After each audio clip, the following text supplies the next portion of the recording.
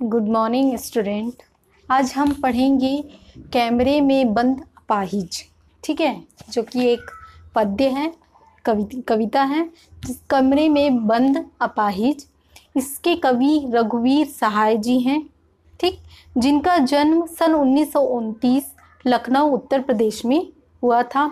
इनकी रचनाएं हैं अगेय द्वारा संपादित दूसरा सप्तक।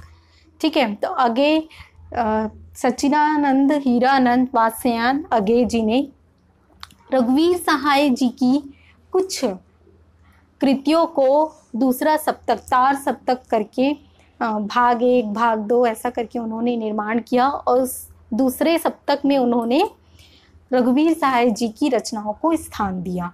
ठीक, तो और उसके अलावा भी कुछ रचनाएं हैं। सीढ़ियों पर धूप में आत्महत्या के विरुद्ध श्री रघुवीर सहाय जी को विशेष सम्मान साहित्य अकादमी पुरस्कार प्राप्त हुआ था। निधन सन 1990 दिल्ली में हुआ था। अपाहिज कविता के माध्यम से रघुवीर सहाय जी ने यह बताया है कि किस प्रकार शारीरिक रूप से असमर्थ व्यक्ति को टेलीविज़न कैमरे के सामने प्रस्तुत किया जाता है और उससे विभिन्न प्रकार के सवाल जवाब किए जाते हैं। वह किस प्रकार अपनी अवस्था को दर्शाता है, इस चीज़ को वे लोग दर्शाने की कोशिश करते हैं। और इस कविता में स्पष्ट रूप से यह चीज़ दर्शाया गया कि हमारे आसपास की सिर्फ टेलीविज़न की बात नहीं है।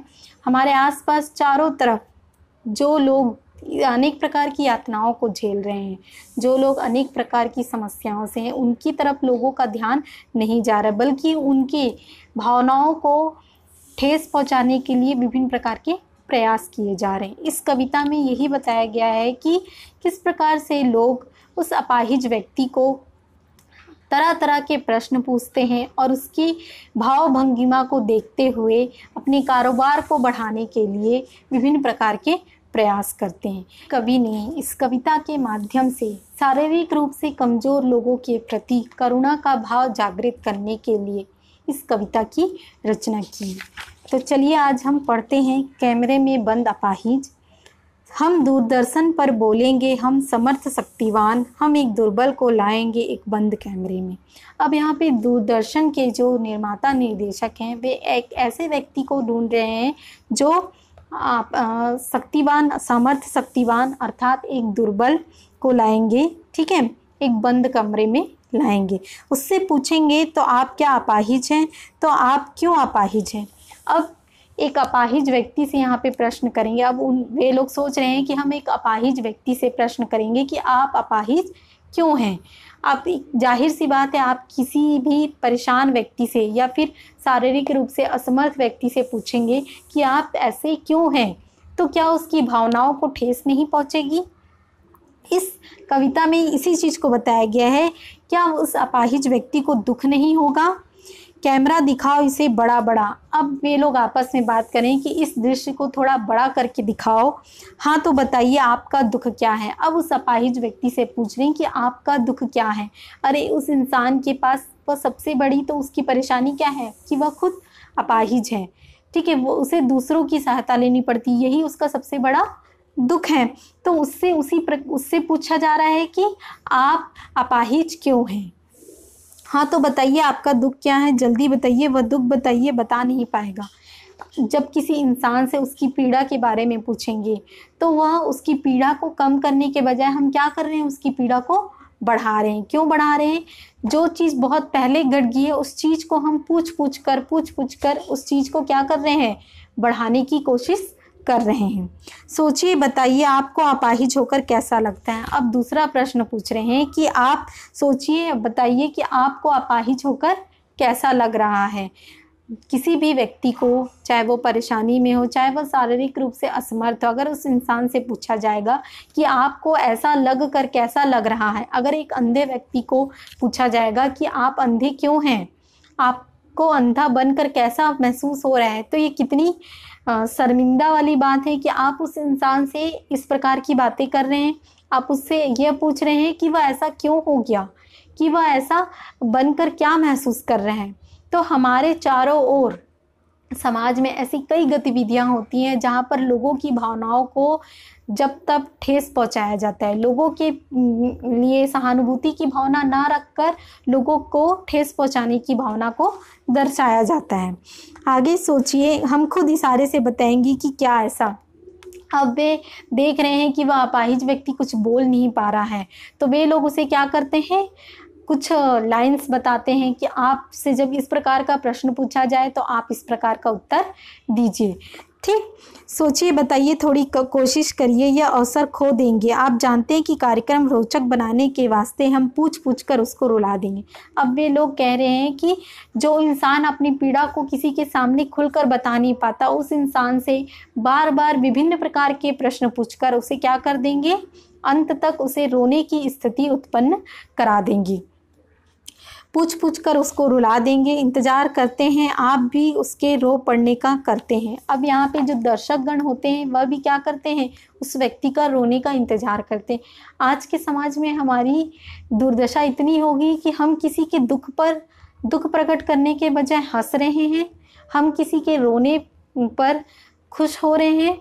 उस कार्यक्रम को रोचक बनाने के लिए विभिन्न प्रकार का कहा जा सकता है मसाला, विभिन्न प्रकार के मसाले भर रहे हैं। क्या आज के समय में मनुष्य की स्थिति इतनी दुर्दयी हो गई है? इस पाठ में इसी चीज को कैमरे में बंद अपाहिज रघुवीर सहाय ने इसी चीज को समझाने का प्रयास किया है। कह रहे हैं कि फिर हम पर्दे पर दिखलाएंगे फूली हुई आँख की एक बड़ी तस्वीर। ठीक है, अब जो उस दूरदर्शन को संभालने वाले जो कार्यकर्ता लोग हैं, जो कर्मचारी हैं, उन लोग कह रहे हैं कि अब हम उसे बड़े पर्दे पर दिखलाएंगे कि किस प्रकार फूली हुई आँख से तात्पर्य है जब हम अधिक मात्रा में रोते हैं तो हमारी आँखें क्या हो जाती हैं, फूल जाती हैं। तो उसी चीज़ को यहाँ पे बताया गया कि फूली हुई आँख की एक बड़ी तस्वीर हम दर्शकों के सामने लेकर आएंगे और उसके होठों पर एक कसमसाहट भी, अर्थात वह कुछ बोल नहीं पाएगा।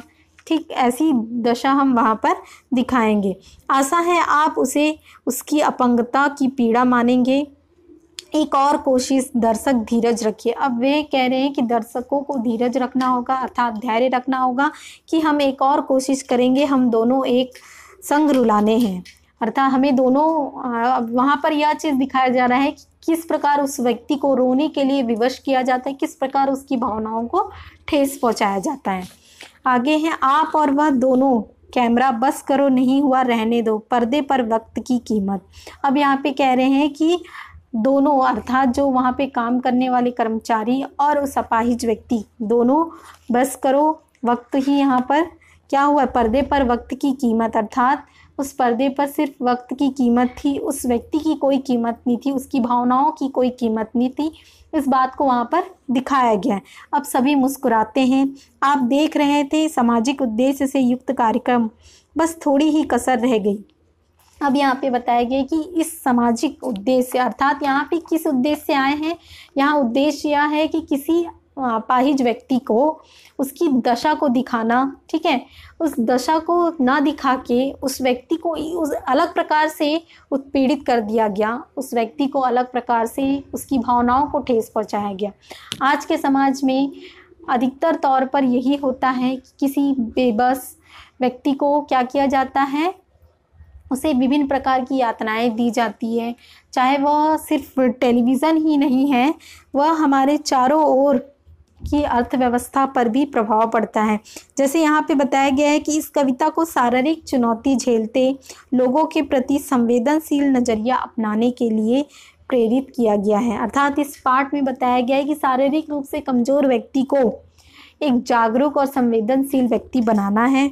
ठीक है, और यहाँ पे एक बात और यही बताई गई है कि सहाय जी ने यह कविता टेलीविज़न स्टूडियो के भीतर की दुनिया को उभारती जरूर है, लेकिन यह आवश्यक नहीं है कि इसे सिर्फ टेलीविज़न माध्यम से जोड़ा जाए। यह हमारे आसपास की व्यवस्था को भी दर्शाता है, हमारे आसपास के वातावरण में भी यह दर्शाता है कि किस प्रकार लोग एक दूसरे की भावनाओं को ठेस पहुँचाते हैं, एक दूसरे को दुख दर्द देने की प्रयत्न करते हैं।